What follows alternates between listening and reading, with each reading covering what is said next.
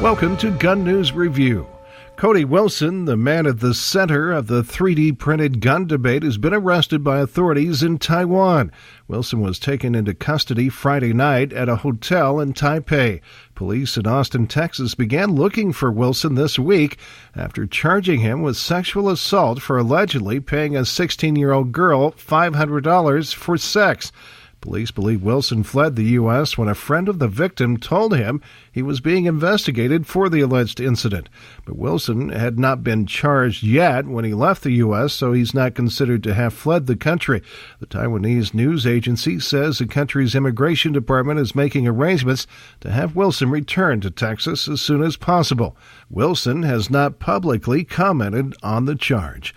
Open Secrets is reporting that a new third-party audit it obtained on the NRA shows the group's finances are in the red for the second year in a row.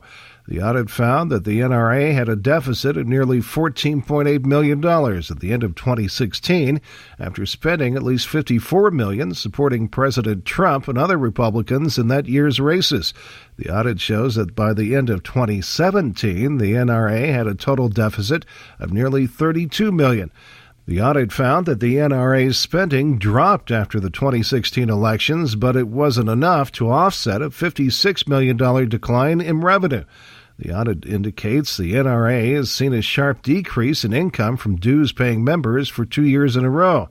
The NRA has not commented on the report.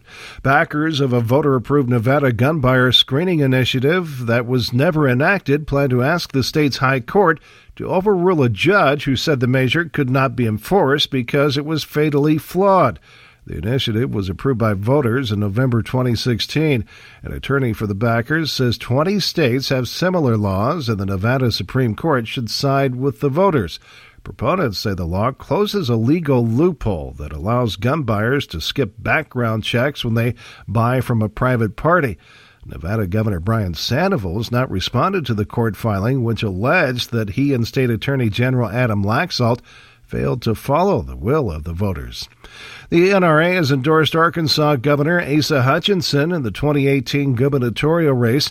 The NRA says the endorsement is a result of Hutchinson's strong record of support for the Second Amendment. Hutchinson is running against Democratic nominee Jared Henderson, Libertarian nominee Mark West. Meanwhile, the NRA is demanding Tennessee Democratic Senate nominee Phil Bredesen retract an ad touting an outdated rating that the NRA gave to him. Bredesen says in the ad that as governor he had an A rating from the NRA, but the gun group says he's not governor and he now has a D rating because he will not protect our constitutional rights in Washington. The NRA says Tennesseans should not be fooled by his false and misleading campaign ads. Bredesen's opponent, Republican Marsha Blackburn, has been endorsed by the NRA. You're listening to Gun News Review.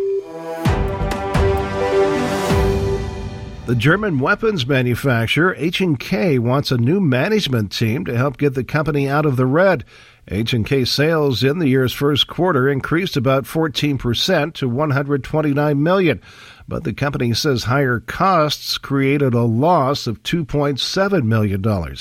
H&K had a net profit of $1.3 million in the same period a year earlier. The company also says it's meeting with peace activists at its plant in southwest Germany who are accusing H&K of having a wrong business policy and insist on it that it no longer imports products. The activists are small shareholders in the company who hold only a mini share of voting rights.